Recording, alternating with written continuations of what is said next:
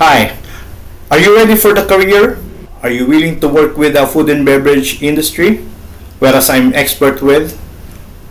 Well, my name is Megs. I'm your online trainer.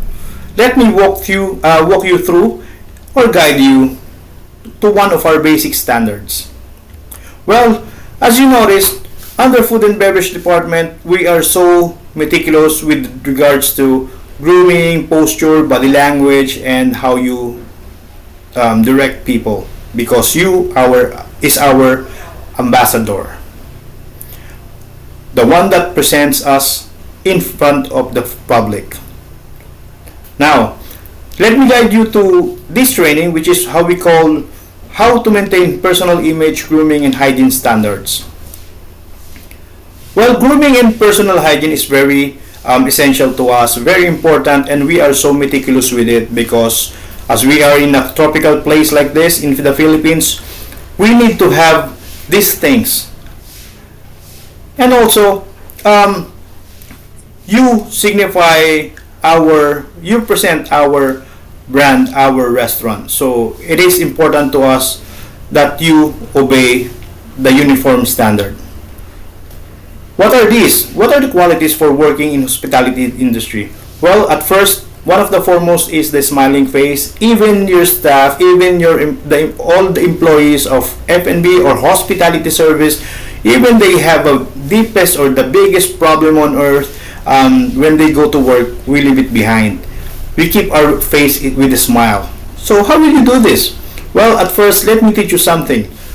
You go to the mirror, project your smile, put 60%, 70% smile, 80, 96%, or look for a posture, a smile, which will look better for you. And then remember that, and that's how you will project so that it'll be perfect. Next to that one is you have to be approachable. No cross hand standing, no leaning on the tables or on the walls as it reflects or signifies that you are tired of what you're doing. So we need to have a smiling face and a positive attitude. Plus to that one is a professional posture. That's the one that I mentioned. Next to that one is positive body language. Well, all of us needs this one. Excellent grooming. Well, your hair has to be shiny, welcome, tied to be more professional. Excellent grooming, good hygiene. Since we are in a tropical country, it is a must for us to have at least a minimum of one time bath before going to work. Good sense of humor, yes, because we are working in a hospitality service. It is a mandated or it is a skill that we need for you to succeed on our end. For you to sell, you need to have a good sense of humor. Informative, yes, because the guests, whenever they approach you, you have to be alert. You have to be more informed. You have to have these informations from your facilities of where to find these things, and then outside nearby places. You have to be aware of this one. So that's one of the categories that we need you to learn upon onboarding. Next to that one, the good communication skills. Well, English is the business language internationally, so I'm quite sure that you are well aware of that one. So, yeah, those are the primary needs that we have to ensure in joining food and beverage department. Well, elaborating it, in our standard of grooming, importance of personal grooming relations between personal appearance and image projection. So this is the one that I mentioned with the smile. So it is the presence of making yourself look neat and attractive. Of course, it depends upon you. The things which you should do to make yourself and your appearance tidy and pleasant. This is what we need, especially serving guests, approaching guests. Next to that one is the appearance. Appearance, clothes, and manners do not make the man. But when it is made, it greatly improves his personality. Well, if you are wearing a coat and tie, nobody can bully or anything. Remember? Do you believe? Whether this is real or imaginary, the most important fact is that your appearance influences the opinions of everyone around you. That's true. Next one is your professionalism, intelligence, and that most people from you is mainly due to your appearance. Well, people's perception, some of the perceptions people can form solely from your appearance are, there are four things: your professionalism, your level of sophistication, your intelligence, and your credibility. Once you're dressed up, well, they will trust you, especially when you're selling products from the restaurant. They will trust you that you know what you are saying and selling. Personal grooming habits includes, actually grooming involves all the aspects of your body. Overall cleanliness of your hair, no hanging hair, or it has to be shiny, pulled to the back, pulled back, and yeah, because it's a crowning glory for the ladies. Nails are well trimmed, teeth are white, and uniform or outfit, no hanging thread, well pressed, and everything. Plus the tone of your makeup, not too light, not too heavy, for the ladies. Well, another thing is for the male, their hairstyles. Well, your hair has to be trimmed, well trimmed, and no fall over to the ears, eyebrows of, or even touch the back of your collar. So let's ensure to it that your hair, just like in the picture, just like mine, is not touching it. Always present a neat in appearance. Facial hair should be neat, no beards, no mustache, no goatee, and sideburns. These are not allowed in the food and beverage. So remember that one. So also, that is why my waiters bring along with them their kits so that they can shave, because this shaving usually been forgotten by males. Another thing for the females, well, hair is your crowning glory, as I mentioned. Keep it up in the length and style at which you can maintain it. So in the service, also in the kitchen, we usually have this hair pulled back, with a band, or to constrain your hair, and with a net, so to ensure that no falling hair into plate, which can be avoided. Next to that one, always wash your hair daily, especially before going to work. Tie your hair in a neat hairstyle with hair pulled back from the face. Hair shouldn't be longer than the line, should be tied into a bun. That's what I mentioned a while ago. You have to tie it in a bun if it is a jaw line. Hair also needs to be groomed and neat in appearance at all times. Hair holding devices should be plain and of natural in colors. That's the one that you've been using on your hair. It should be plain or black in color, not visible to our guest. Next to that one, for the nails, it has to be clipped always, all the time. No mud or soil under the nails, and has to be in natural in colors. That's the most important thing. We don't do colored one because it hides something. And please ensure that your nails are good in condition, as it also signifies your health. If you have a brittle or you have a discolored nails, you have to check with your medical doctors so that they can tell you something about it. That's just a tip. Next to that one, the teeth. Well, Filipinos are good at this. We always brush our teeth at least the minimum of twice a day, and rinse well every after meal. Remember to rinse your mouth after every meal. Brush or rinse mouth after smoking if you are a smoker, or even you're doing vape, because it really smells. I'm quite sure that it's very rare if for tobacco users that we have. Next to that one is uniform. Well, this is very meticulous. All uniforms has to be well pressed, no hanging threads, according to company standards. No, no other than that. First impressions are made within the 5 minutes of our meeting with meeting someone, and that is true. A neat, clean, and well-ironed uniform is acceptable and appreciated by one and all at all times.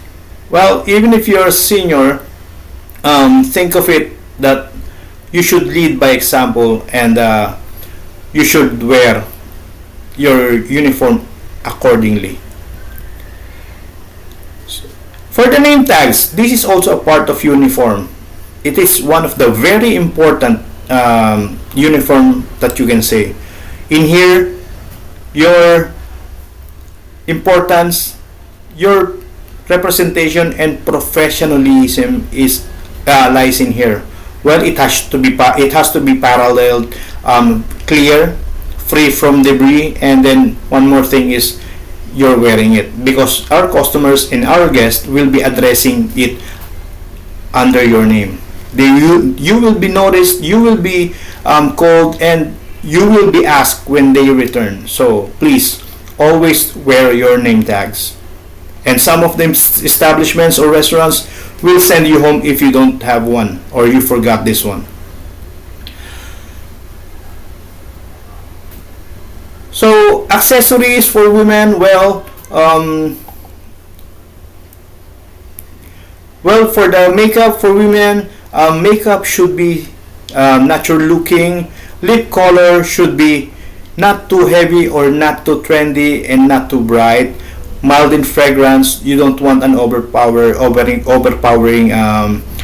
fragrance than your customers or guests. Stay away from extremely dark and then fluorescent colors for the hair, and then hair color has to be black if you're an Asian, or dark brown. That's the natural color. Unnatural color like burgundy, green, etc. are not allowed in food and beverage and also in the hospitality service. You should seek approval first before dyeing your hair. Next, for the women accessories, we are only allowing jewelry when tastefully worn is always an asset to your outfit. That is true. But in our service, a beautiful pin can only be added once required. A stud of white pearl earrings, that's the standard that we only require to our ears.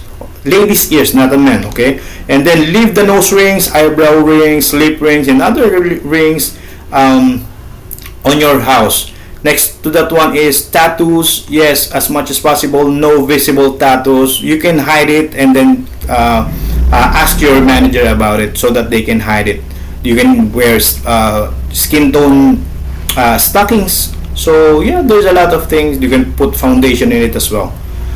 Well, for the males, there are only two things, or should I say three things, that is allowed. Under hospitality service, it's a plain watch, not that too big, a watch, a wedding band, and a hanky for the front office or for the managers, and then for the servers, we only allow a ring and a watch.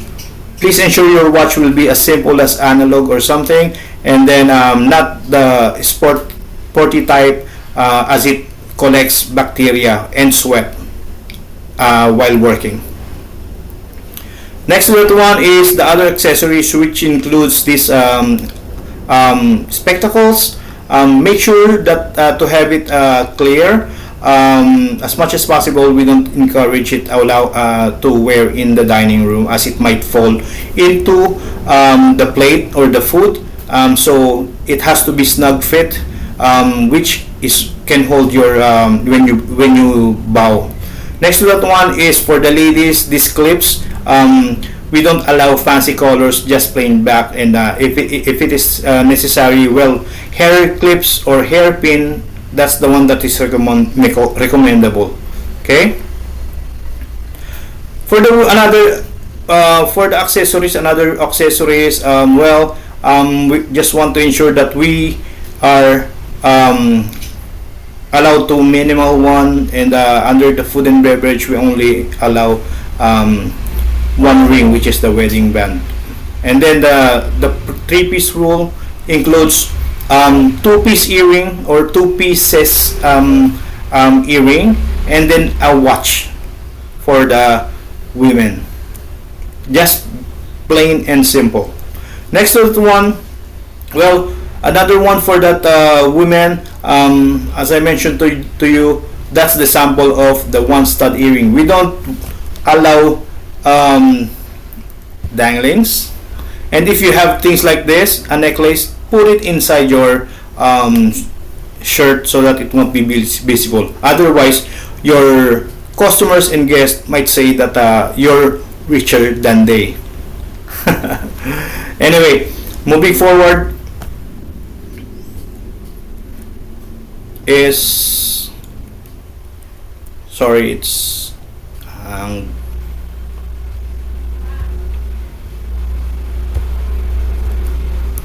okay. Moving forward, for the shoes, for the males, always wear a laced shoes, black in color, shiny and polished, with black socks. Of course, we don't allow the white one, as it is we're not high school anymore. So yeah, and then black belts. So just to ensure that this will go and been followed. Next, for the females, we recommend 1 to 2 inches in high, black leather shoes, and stocking. Some of the restaurants prescribe wearing, requires wearing black stockings. Some of them are skin tone. You should ask your HR about it. Remember, a neat and clean uniform or clothes at all times. Hair neatly tied up or cut. No bad breath. Clean and washed socks with polished shoes.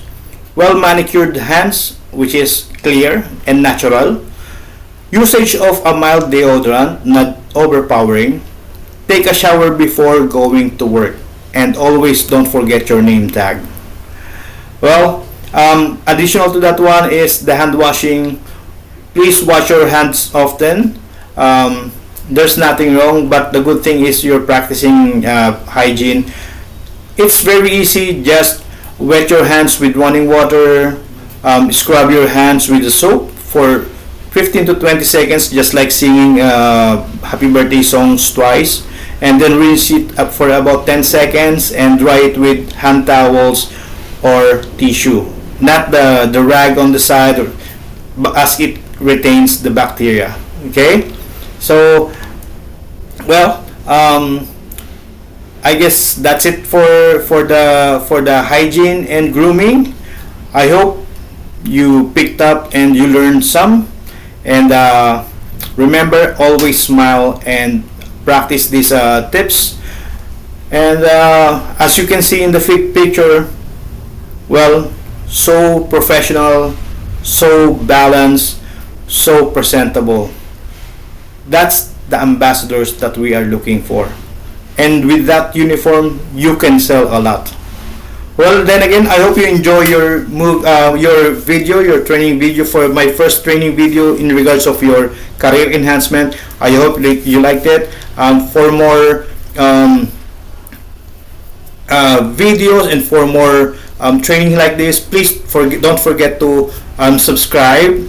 Message us below for more topics, and follow us.